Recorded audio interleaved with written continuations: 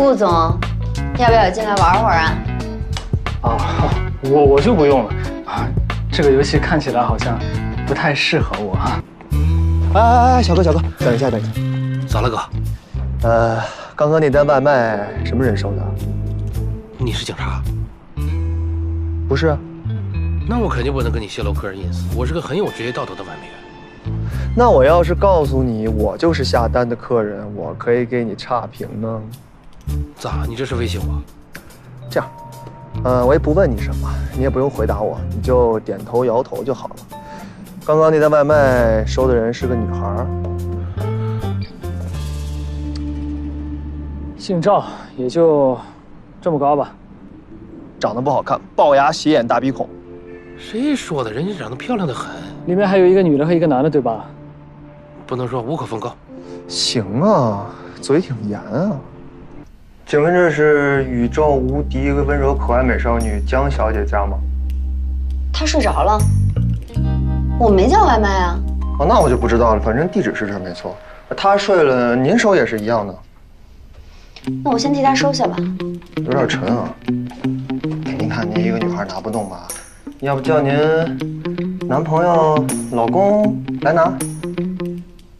我一个单身女青年，哪有什么男朋友，更别提什么老公了。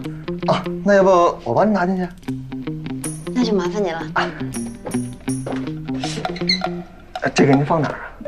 放屋里就行。哎，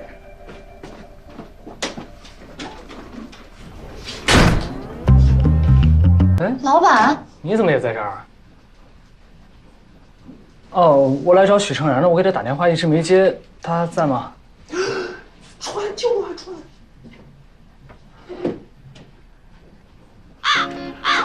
老板，你别误会啊，我刚才喝了一点酒，睡了一会儿，醒来就看到徐总穿着外卖员的衣服来找妍妍姐，还说玩什么 cosplay 的游戏。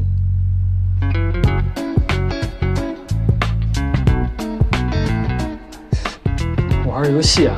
顾总，要不要进来玩会儿啊？啊，我就不用了啊，这个游戏看起来好像不太适合我啊。哎，我还有很多那个设计好要修改呢。江宁，你现在要回家吗？我可以顺路送你。啊，不用了，老板，我今晚睡妍妍姐这儿。哦，那行，那我就不打扰了，我先走了啊。臭老虎，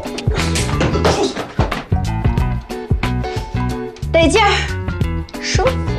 小宁，睡觉。这两个人怎么看起来怪怪的？顾川，你够意思啊！刚刚要不是我趁机逃跑，你是不是就不打算管我了？有吗？